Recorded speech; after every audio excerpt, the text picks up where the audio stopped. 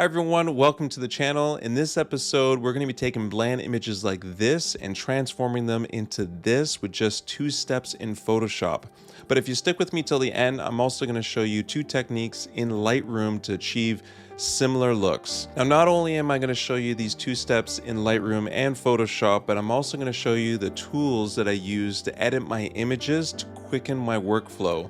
So with that, let's get started. If you are new to this channel, my name is Shannon and I'm a full-time photographer in beautiful British Columbia. Whether you're here to learn, be inspired, or simply enjoy some stunning visuals, you've come to the right place. Subscribe to my channel if you want to see more videos like this. Hi everyone, we are in Photoshop. I've got a bunch of pictures here and I'm going to show you 2 steps that I think is going to blow your mind, or at least I hope it will, because I really like these 2 steps. Now I have a bit of a cold, so if you hear me do that, my apologies. So the first image we have is a mallard. The adjustment layer is down here. This is the icon for it. When you click on here, I'm going to pick a solid color and we're going to pick blue, and I'll explain a little bit more as to why a little later. And then we're going to go up here where we can apply all of these different changes to this adjustment layer, and I'm going to pick a soft light. This is without it, this is with it, and that looks great for the shadows, and that's exactly what we're going to do, is make our shadows a bit darker and bluer because this image is dull and it needs some help. So with the layer mask here, this white is to reveal, black is to conceal. I'm going to be saying that a few times, so if it doesn't really make any sense, hopefully by the end of this video, it'll make a bit more sense.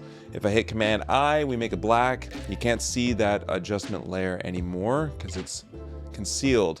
Now to reveal it, I'm going to do that by painting in white. So I'm going to be using the paintbrush icon, selecting white, and as I paint in, well, I'm painting in that layer mask, and I'm going to be selecting all of the different dark features of this mallard. I'm going to be going quite quick here. The nice thing is that I don't have to worry too much about painting over into the highlighted parts, because this layer mask really works well with shadows, not with highlights, so it's going to over accentuate the shadows more than the highlights.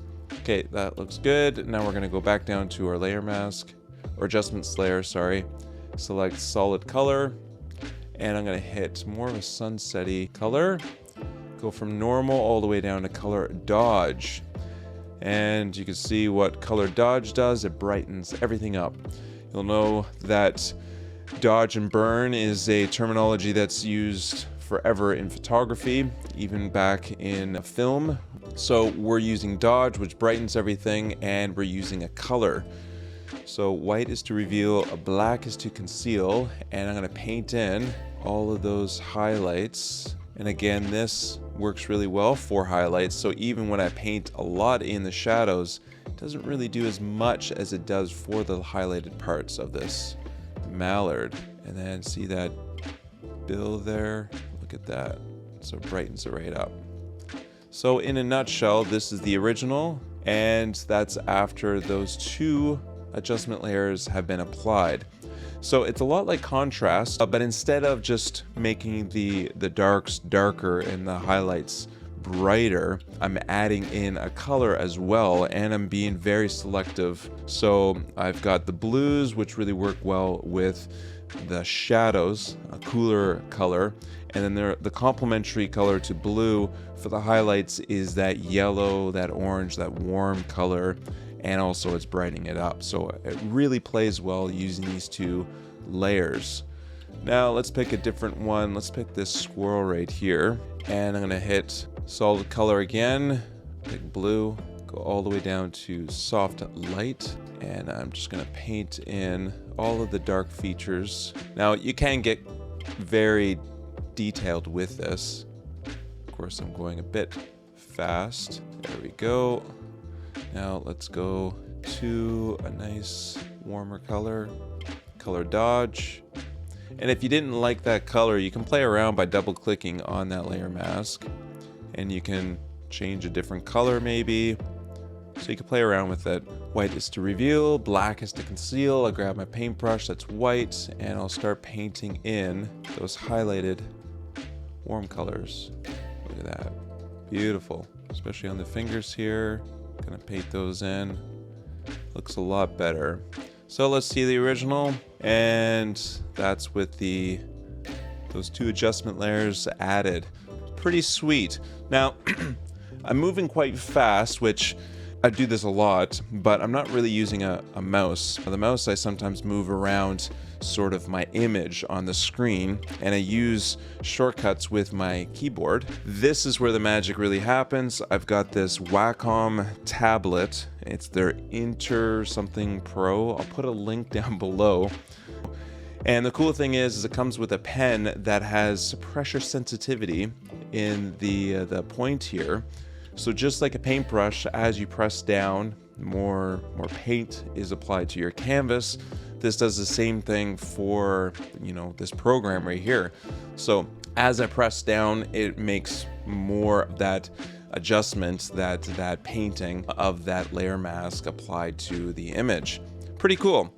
Another thing that it does is I can program, let's cover up my face here. You can see there's 2 buttons here, and I can program those 2 buttons to be really anything I want.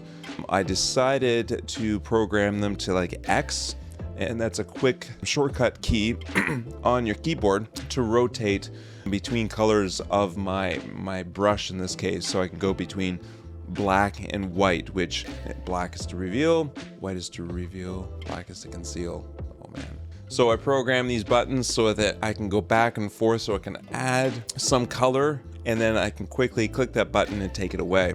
There's also a button on the back. Another thing is there's all of these buttons right here, and as I softly touch them, you'll see on the screen what I have actually programmed them to. And then there's this wheel right here, so as I select the center here, I can program 4 different spots, and as I press the center button, it'll rotate through them. And then if I'm on my brush tools, see, I can make my brush wider or smaller, which is awesome, or I can zoom in and out. So that's what I got those 2 programs set up for that. All right, let's move on to the next image here. So I sped this up. This is a fox, and what I'm gonna do here is focus on the dark areas and make them darker, and the highlighted areas, I'm gonna brighten them up. So the fox, add a little bit more detail with that darkening, and then of course with the color dodge here, that kind of solar flare there, I want to brighten a little bit, some of the straw in the foreground, and it just goes from being somewhat bland to a bit of a poppy image. Now this next image is taken landscape down in the Teton National Park here, and again quite bland here. Now during sunrise and sunset, these 2 techniques transform your images, because the sunset here up on the, sunrise here on the mountains really pops when we add some of that color dodge, and then the shadows as well to the mountains kind of give it more depth. Now this owl right here, this is a short-eared owl, shot during the middle of the day, and we want to bring the eyes up to the owl so we can darken the foreground. We can actually add some details to the owl, but with this color dodge we can play around with some of the lighting just underneath the wings. So we got a bit of bluer sky up top, some brightening down below, and this does really well. See the finishing product? It looks pretty good. Okay, this is one of my favorite ones where I do 3 steps here. The blue, first of all, kind of make it moody and dark, and then adding this color dodge really adds so much to the sunrise. And then I do one that's white, and this is just for the white foam here, and a little bit for the sky. So no color added, just brightening up the whites. This is a shot that I took down in Venice. There's a lot of mood here, and I'm just gonna darken what things need to be darkened and brighten mostly the lights, any of the windows that are open, kind of glowing. So I'm gonna just paint those in and bring a lot more life back to this image. But that Milky Way, I don't want to add color to that Milky Way. So I'm going to do the same thing that I did with the whitewash there and select it as a white color and then paint that in. Now this is a very colorful duck. It's a wood duck. And this is taken during sunset where the reflection is willow trees in the background. And so everything was really quite warm in the colors. So it's a bit dull here, and here I am painting that all in, brightening it up. And of course there's so much to this duck that needs to be brightened and poppier. So there you go. Now back to Venice here. Again, I'm going to deal with some of the blues here, darkening. And then we got that light sort of at the end of the tunnel, so to speak, the end of the waterway. And I'm going to brighten up all of those beautiful warm buildings on either side, and love it. So this last one is a black and white image that I absolutely love, but again, it's quite flat. So first we're going to darken everything, sky and the foreground, bringing the eyes down to the mountains and that lighthouse. And then I'm going to add a lot more depth to those mountains. Not too much around the lighthouse because there's kind of mist and fog there that I really like. And then of course the light, the lighthouse.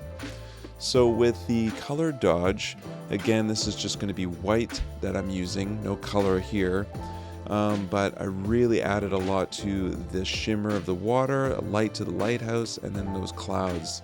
So that's the end result for the lighthouse. Okay, so that was Photoshop. What about Lightroom? Now it's time to go ahead and show you sort of the same result that you can get in Lightroom if you are not a user of Photoshop, but you do have Lightroom.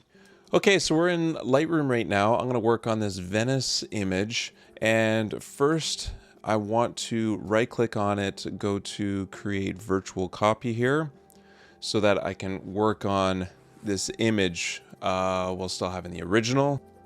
And I want to go all the way down to color grading, and this is going to be as close as we can get, I think, to Photoshop in these two steps. Photoshop is a lot easier, a lot more flexibility, and you'll kind of see why. So the first thing I want to do is grab the shadows here, and I'm going to darken them, and I'm going to make them more of a blue, and then the highlights, I'm going to warm those up and brighten it up. And then I'm also going to go to the midtones. Midtones seem to help out the highlights quite a bit more. And then we can play around a little bit with the blending and just see what's a good match for that. So if we look at the original is kind of washed out where we got a lot more drama. There's blues kind of in the shadows. And if it's a little too much, maybe we'll pull back a little bit. Let's try the squirrel here. Right click, create virtual copy. We'll darken the shadows, make them a little bluer. The highlights, give it some more contrast, not only with brightening and darkening, but also with color. We'll change the balance a tiny bit. And the balance really just moves from the blues of the shadows over to the warms of the highlights and vice versa. And then I'll bring up my midtones a tiny bit. And right there, if you look at the original, kind of dull to a lot more contrast and warmer and cooler tones. There's a lot that you can do in Lightroom, so if you're only using Lightroom, this might be a really cool feature. Let me know down in the comments if this is something that you would put towards your workflow. Maybe you've already done that. Hit that like button if you liked this episode. It really helps out this episode and this channel. And if you aren't subscribed, think about subscribing. If you're interested in a workshop, I've got multiple workshops that are happening this year and next. And I'd love to see you in person. And if not, we'll see you on the next episode. Thanks again for watching. Ciao.